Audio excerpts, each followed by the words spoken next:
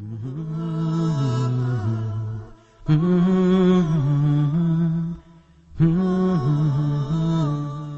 الله الرحمن الرحيم. الحمد لله رب العالمين، وصلى الله وسلم وبارك على عبده ورسوله الأمين نبينا محمد وعلى آله وصحبه أجمعين.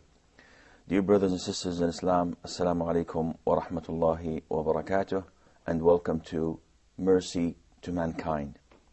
On my right is Brother Ahmed Abdul Jawad, and on my left is Brother Muhammad Abdul Salam. We would like to welcome them all to our program. Last time we met, we talked about the first migration of the Muslims to Abyssinia.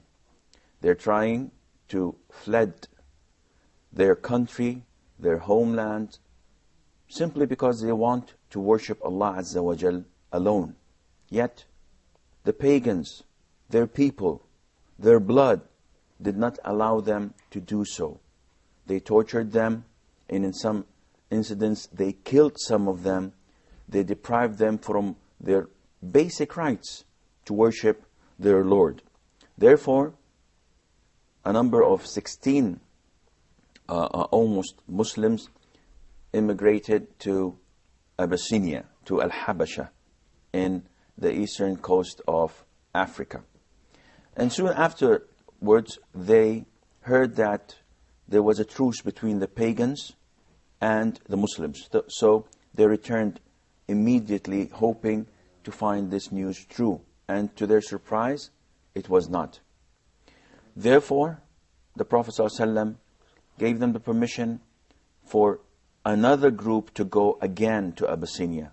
But this time, because the first group were as a scouting group, they saw the environment, they saw the country.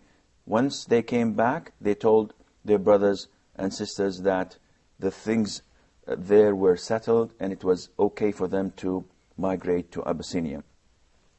The second group were comprised of over 100 Muslims, men, women, and children. They all fled Mecca and went to live in that new land.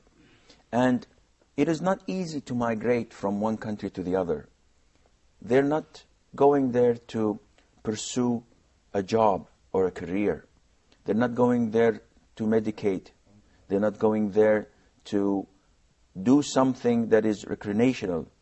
It's not for the recreation they're going. They are going there to flee with their religion, to be able to worship Allah Azza wa Jal alone. And they're abandoning everything that was so close to their hearts. Their families, their loved ones, their properties, and everything that connects them with their past. They are leaving all that behind in pursuit of their cause, which is to worship Allah Azza wa Jal alone. Do we think that the pagans left them on their own because they have left their country? They gave them their freedom to worship Allah Azza wa Jal? No. The pagans sent an envoy to follow them and to convince the king and the authorities to send them back again to them. And this is exactly what's happening in the world at the moment. If someone flees with his religion to another country to worship Allah Azza wa Jal alone, he's not a terrorist. He's not an extremist. He simply wants to worship Allah Azza wa Jal in peace. And that is why the Muslims had to migrate to Abyssinia to be able to worship Allah Azza wa Jal in peace. Later on, the pagans did not leave them to worship Allah in peace. So they sent a convoy of two. They sent Amr ibn al-As and Abdullah ibn Abi Rabi'ah with the sole objective to make the king throw them back again to their people and country. What they did was very basic. They started by bribing the clergymen. They went and met the clergymen of the king, who were the priests at the time, and they gave them presents. And they explained to them that to your kingdom came ignorant boys of ours. They are from our country. They have abandoned the religion, and they did not come into your religion as Christians, and made up a new religion that no one ever heard of. And our people sent us to your king so that we could convince him to send them back with us. And we wish, once we talk to the king, that you support us in this process, because our people know them better than you do, and we know their faults and their shortcomings. So the clergymen agreed to do this, the priests, because they were bribed, they were giving presents. The envoys, Abdullah ibn Abi Rabi'a and Amr ibn As, also presented the king himself with these presents. And the king had a title. His name was Asmaha, but his title was An-Najashi. And every superpower had a title for the king. So, for example, Heraclius was the ruler of the Romans, the Byzantines, but his title was Caesar. And also Kisra was the ruler of Persia, and he had a name of his own. So the clergymen agreed, and they called for a meeting with the king, and the king permitted them to come in. So they started saying to him that this is the case, O king. Ignorant boys of us came to your kingdom. They have innovated a new religion that is not their ancestors' religion, and they're not your religion. It's a made-up religion. And our people know them better than you do. And we do not want them to spoil your country.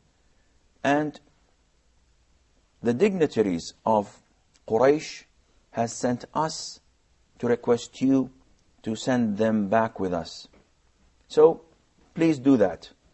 Immediately the clergymen and the priests talked and said, yes, we agree. This is the best thing to do.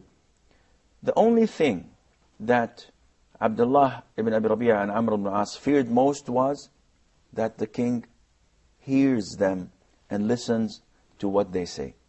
Because they knew that the words that come out of a Muslim's mouth has the effect of magic. It is so convincing, it is so appealing to people. So they did not want anything from the Muslims to be delivered in front of the king.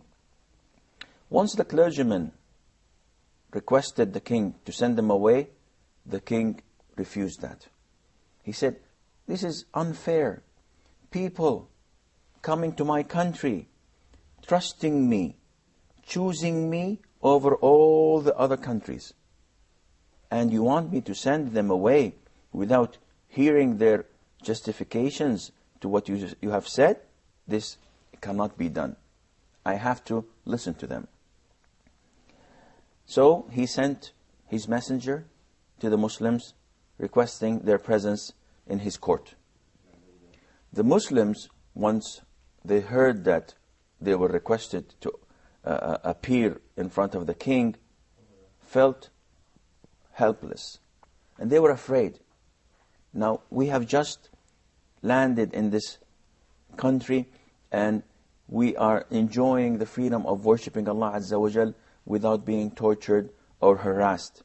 And now the king wants us to talk to him. What will we do? He will definitely send us away with Amr ibn al-As and his companions. But faith always prevails. They said, we will go and meet him, and there is nothing for us to hide. We will say whatever Islam tells us to do. So they went there. And their spokesman was Ja'far ibn Abi Talib. He was the cousin of the Prophet ﷺ. So he told him, the king asked him, what is this religion that you have brought to my country? And why did you abandon the religion of your ancestors. And around the king were those clergymen with their Bibles open around him. So Ja'far ibn Abi Talib answered him in a very straightforward way. He told him, O king, we were people of ignorance, and we used to worship idols. We used to eat dead meat that was not slaughtered. Any dead animal, we could eat the flesh of it. We used to do everything that was bad, especially vice. We used to not connect with our next of kin and relatives. On the contrary, we used to abuse them. We used to be bad with our neighbors. We never respected our neighbors. And it was survival of the fittest. The stronger usually ate and overcome the weak. We used to be living in such manners until Allah the Almighty sent us a messenger from among us. We know him, we know his lineage, we know his fathers and forefathers. He was among us, and we knew how honest, trustworthy, and faithful he was. We knew him because we saw whatever he did, and he was not one of the bad ones. He was among the very best of us. He called us for one thing. He called us to worship Allah Azza wa Jal alone and forget everything else that we used to worship and associate with Allah. He told us not to worship the stones, the idols, the trees that we used to worship. He told us and ordered us to be honest in speech, to fulfill our promises, to give whatever we have been entrusted with, and to be kind to our next of kin, and to be kind to our neighbors and give them the best things we have. He told us not to do anything that is bad, and he told us that bloodshed is forbidden. So he prevented us from killing each other. He prevented us from false testimonies, and he prevented us from abusing the money of orphans. And he told us not to worship except Allah Azza wa Jal. He ordered us to pray and to pay money for the poor. And he asked us to fast the holy month of Ramadan. And Ja'far started mentioning the good things about Islam to the king. And this is what we have done, and this is what we have performed. And that is why our people did what they did to us, tortured us, abused us, and kicked us of our country. We have a short break, and inshallah, we will be right back. Assalamu alaikum wa rahmatullah, and welcome back. Just before the break, we talked about how Ja'far ibn Abi Talib presented Islam in the shortest and most concise way that anyone could do. And this is our role as Muslims. Whenever you're requested to talk about Islam, what do you usually do? This is the role model how we should present Islam. What is Islam? Not to associate any other with Allah Azza wa Jal. To do good things, to stay away from bad things. End of story. No one in his sound mind can come and say, well, I don't like Islam. All in all.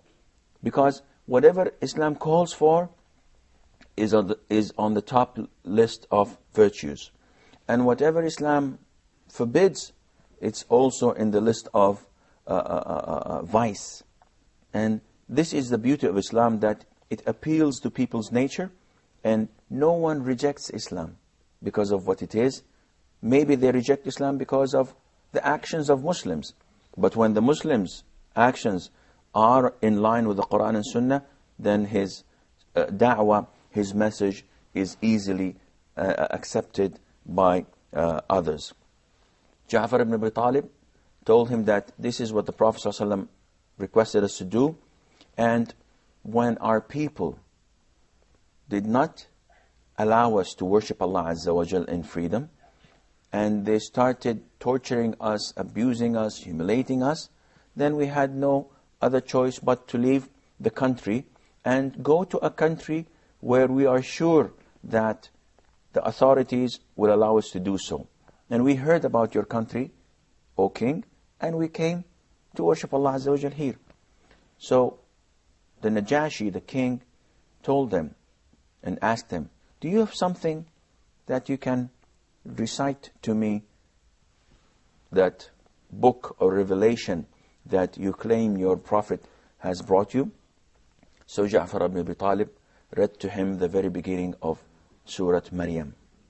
And in Islam, we have a whole chapter that is called after Mary the Virgin. And when he recited these verses that talked about Zechariah, the father of John the Baptist, and how he was so old when he was blessed by Allah Azza wa Jal and given this son, John the Baptist. And it goes on to talk about him taking care of Mary the Virgin and supporting her while she was worshipping Allah Azza wa Jal alone, because her mother, the daughter of Imran, the wife of Imran, made an oath and vowed that if she's pregnant, whenever she delivers, then this baby will be devoted only for the worship of Allah Azza wa Jal. And the story goes on to talk to us about her pregnancy, the miraculous pregnancy without a father, and that the birth of Jesus Christ, may peace and blessing be upon him. Yeah, I think it's very intelligent from Gafar to recite verses from Surah Maryam. Yeah, that's very true, because he chose the verses that are related to the Christians. Yeah. And you can tell, you can sense that An-Najashi was a committed Christian, and that he loved Allah Azza wa Jal. And he surrounded himself with people of religion, clergymen and priests. And this is the religious aspect of ruling. Because even Muslim rulers should surround themselves with Muslim scholars and people of knowledge to guide them what is acceptable in Islam and what is not. And the rulers, if they do not surround themselves with Muslim scholars, then they will go astray. They will do whatever the superpowers ask them to do without knowing if this goes along with the Quran and Sunnah or not. And without the support of Allah Azza wa Jal, we have no one to support us, because it is Allah subhanahu wa ta'ala that brings all the benefit and prevents all the harm. La ilaha illahu. I want to ask a question. Why the pagans choose Amr ibn As and Abdullah ibn Abi Rabi'ah? Definitely, when you send someone to execute a mission, you have to pick the best one for that mission. Amr ibn al-As was known to be one of the smartest Arabs at the time. He used to be called the Dahiya of the Arab, because he was so intelligent and he knew how to plot and make strategies and execute them. And that is why, and he was very articulate. And that is why, once you hear his presentation in front of the king, to me, I was convinced. If I were the king, I would have sent them away, because it was very convincing. They are from our people. They've left the religion of their ancestors and made up a new religion. And we know them more than you do. And all what we want is for you to send them with us. And I was sent not by the lower level of people. I was sent by the dignitaries of Mecca, of Quraysh. So I come with power. So this kind of presentation shows you his intellectual powers. And that is why they chose him to go and bring these people. Sheikh, migration in Islam, as we know, that is leaving a non-Muslim country or going to a Muslim country where you can apply the rules and the pillars of Islam. So the Muslims went to Abyssinia or to Habasha, and that was a non-Muslim country. Mm-hmm. And why they exactly choose this country? Okay, that's a very good question. Migration originally is not to go to a Muslim country. Migration is performed to enable you to worship Allah Azza wa Jal freely. So even if you live in a Muslim country where you are oppressed, tortured, and prosecuted just because you are a Muslim or practicing Islam, then it is a must that you migrate to go somewhere where you can practice Islam, even if that somewhere were to be a non-Muslim country, as the case nowadays, unfortunately, with the Muslims drifting away from Islam. So at the time of the Prophet ﷺ, there were no Muslim countries. The Prophet ﷺ gave us the justification. He told the companions, once he told them and instructed them to go to Abyssinia, he told them that the reason behind that is that the ruler of Abyssinia is a fair and just king. People would not be done wrong to in his presence. And that is why they went. And it was manifested here clearly that was the case.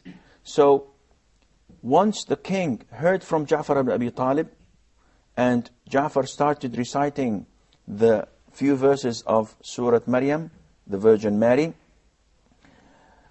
the king started to cry.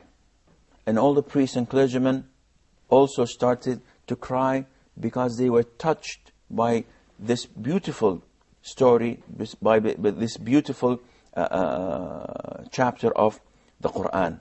And then the king said, you may go and worship Allah as you please. I will not allow them to take you to your country.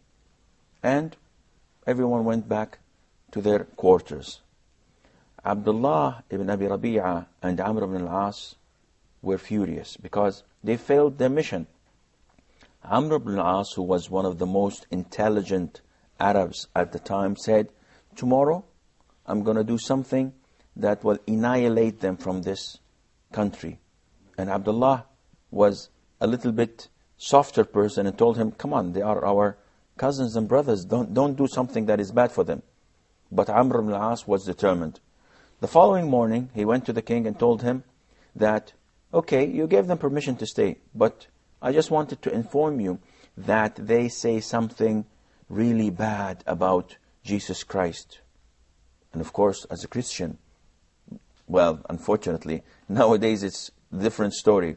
In the old days, the real Christians would not allow anyone to say anything that is bad about Jesus Christ. Peace and blessing be upon him. As Muslims, this is completely forbidden for a Muslim to say anything that is negative about Jesus Christ, Moses, Abraham, Noah, any messenger or prophet of Allah Azza wa Jal. And that was the case at the time of the king of Abyssinia, An-Najashi. Nowadays, it's completely different. You can have people insulting Jesus Christ, or making bad drawings, or even cursing him. You have people impersonating him in movies, in comic books and so on, and everybody is normal with this. And this is not acceptable in Islam. And it was not acceptable at the time of the Abyssinian king. So once he heard this, he asked for the Muslims to come again in front of him. And then they felt that there is trouble in the horizon. So they started asking each other, what are we going to say? Ja'far said, it's very easy. This is our religion. We cannot lie about this. We have to say exactly what we are told to say. So the king asked Ja'far, what do you say about Jesus Christ? May peace and blessing be upon him. So he told him, we only say what Allah Azza wa Jal has told us, that he is the messenger of Allah, he is the servant of Allah, and he is a spirit from Allah Azza wa Jal, given to the Virgin Mary, miraculously giving birth to Jesus Christ. Peace and blessing be upon him. And Najashi was a very wise king. and he himself was a monotheist. He believed in the oneness of Allah. So he looked down and said, this is exactly what the Bible said about him. The clergyman, the priest, all started to tremble and said, oh, making noise. And he told them, don't make whatever you want. Make whatever noise you want. This is the truth that is in the Bible. And he told the Muslims that, go and worship Allah Azza wa Jal in my country. You are the safe ones. No one will dare come and stop in your face. And whoever dares attack you, then he is attacking me. As for you, Amr ibn al-As and Abdullah ibn Rabi'ah, take your gifts. I don't need them. And go back to your country. I will never accept bribe from people when Allah Azza wa Jal did not accept the bribe from me. And this has another story, and inshallah we may get to know this story when we meet again. And until then, fi amanillah, wassalamu alaikum wa rahmatullahi wa barakatuh.